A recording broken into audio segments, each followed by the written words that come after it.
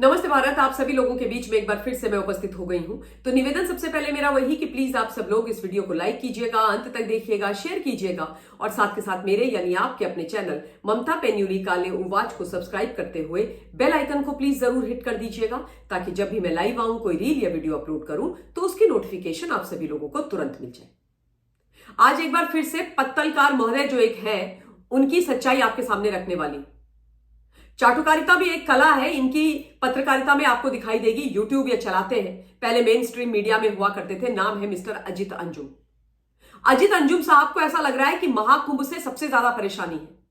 महाकुंभ इनकी तो आंखों की किरकिरी डे वन से बना हुआ है। भारतवर्ष की सभ्यता, संस्कृति, सनातन का इतना बड़ा पर्व, जो विश्व का सबसे बड़ा पर्व है, वो इनको फूटी आंख नहीं सुहा रहा है। महाकुंभ में जैसे ही एक अप्रिय घटना होती है, इनकी भी जो गिद्ध राजनीति है, पत्रकारिता है, वो आरंभ हो जाती है। इन्होंने कल अपने YouTube चैनल पर एक वीडियो डाला है, ऑलमोस्ट 25 मिनट का। उसमें इन्होंने, पहले आप ये देखिए, ये थंबनेल लगाया है। थंबनेल में लिखते हैं, खीसे निपोड़ते महाकुंभ गए उपराष्ट्रपति, महाशोक के बीच छप छप छपाक किया, मातम पर चुप्पी, योगी का गुणगान भरपूर। मतलब इन महानुभावों को देश के उपराष्ट्रपति यदि अपने परिवार के साथ महाकुंभ में गए और आस्था की डुबकी लगा ली त्रिवेणी में, तो तकलीफ हो गई। ये चाहते हैं कि महाकुंभ में अब उस अप्रिय घटना के पश्चात कोई ना जाए, सब श्रद्धालु वहां जाना बंद कर दे, केवल उस पर वल्चर पॉलिटिक्स हो, फेक नैरेटिव फैलाया जाए और महाकुंभ को समाप्त कर दिया जाए। ऐसा इनकी साफ तौर पर मुझे इच्छा दिखाई दे रही है। मैंने सुना है इनका ये वीडियो, इसमें मतलब ऐसे उछल उछल करके ये बात कर रहे हैं ना, इतनी ऊंची आवाज में, ऐसा लग रहा है कि कहीं ऐसा ना हो इनके लंग्स वंग्स बाहर निकल आए, और इतना उछल रहे हैं कि मुझे लग रहा है मेरे बड़े भाई बीपी हाई हो जाएगा, थोड़ा ध्यान रखिए। और ऐसा एक बार तो मुझे लगा कि उछल करके ये अपने यूट्यूब चैनल से एकदम मेरी टेबल पर आ जाएंगे। इतनी मतलब उत्तेजित होकर के बात कर रहे हैं कि कैसे चले गए, कैसे उन्होंने स्नान कर लिया, क्यों योगी जी वहां पर थे, क्यों उन्होंने योगी जी की और महाकुंभ की तारीफ करी, क्यों व्यवस्थाओं की तारीफ कर दी उन्होंने। मतलब इनको परेशानी किस चीज से है, नफरत किस चीज से है इनको? भारत की सभ्यता संस्कृति से। क्योंकि देखिए, जो 30 लोग गए हैं ना, उनका दुख हमको है, उनका दुख महाराज जी को है।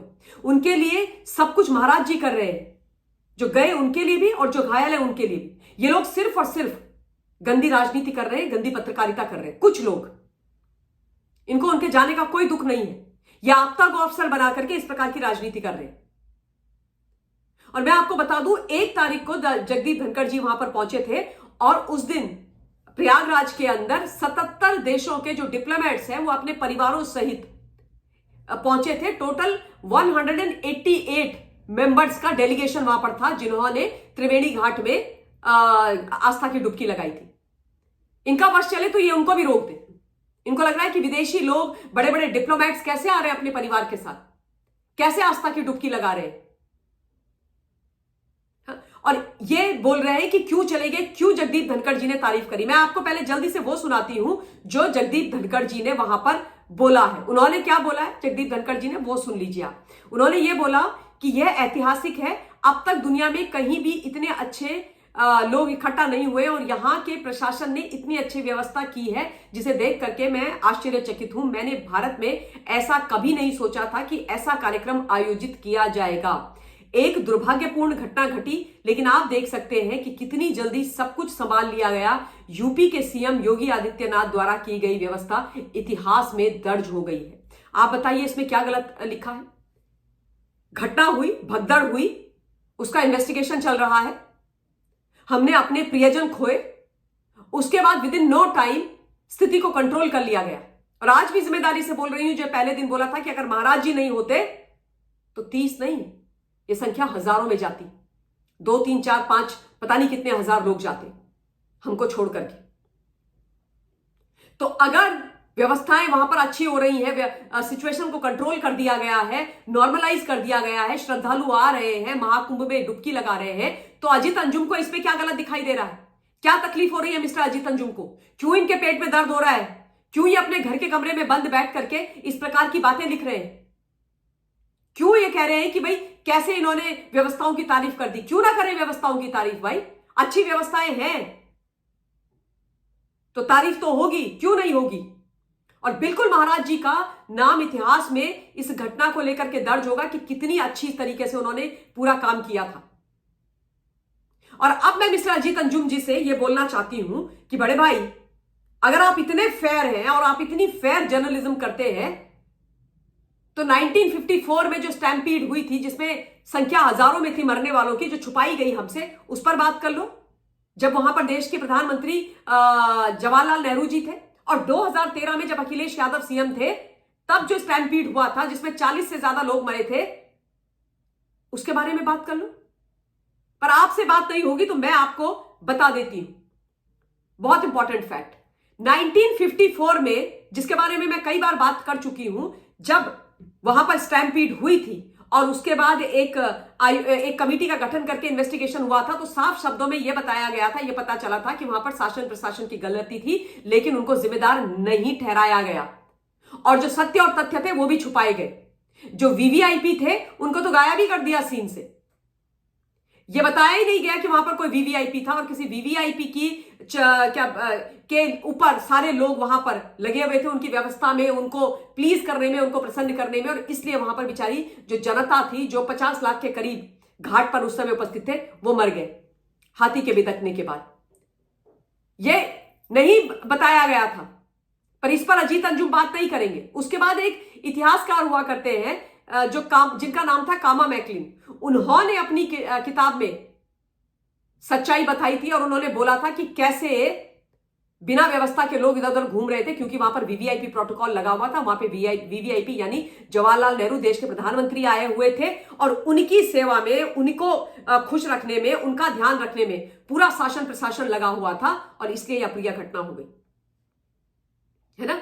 और उन्होंने यह भी लिखा था मिस्टर मैकलिन ने अपनी बुक के अंदर कि जब प्रयागराज यानी इलाहाबाद उस समय इसको कहा जाता, वहां के लोग संतुष्ट नहीं हुए थे जांच की रिपोर्ट से, तो उन्होंने स्वयं से, नागरिकों ने एक जांच करी थी, और जांच का जो विषय था वो था कुंभ त्रासदी तथ्य अन्वेषण आदि।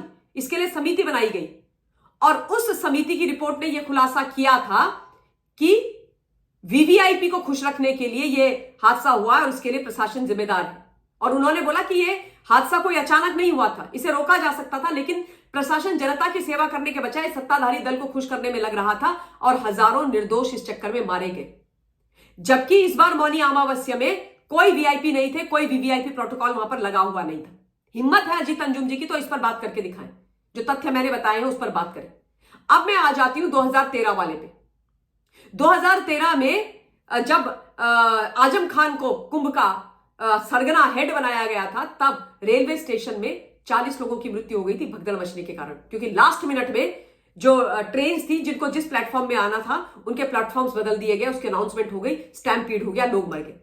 इन्वेस्टिगेशन हुआ, टीम का गठन हुआ, पता चला कि शासन प्रशासन की गलती है, पर किसी को सजा नहीं मिली।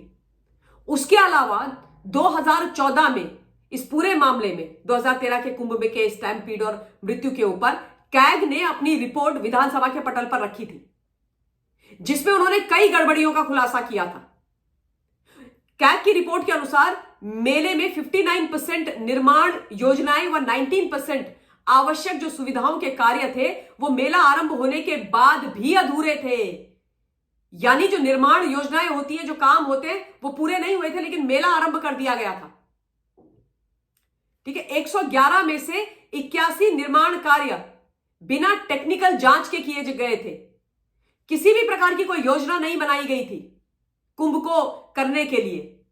जो विभाग है, डिपार्टमेंट्स है, उनका आपस में कोई तालमेल नहीं था, कोई डिटेल्ड प्रोजेक्ट रिपोर्ट नहीं बनाई गई थी, और इसलिए वो हादसा हुआ था।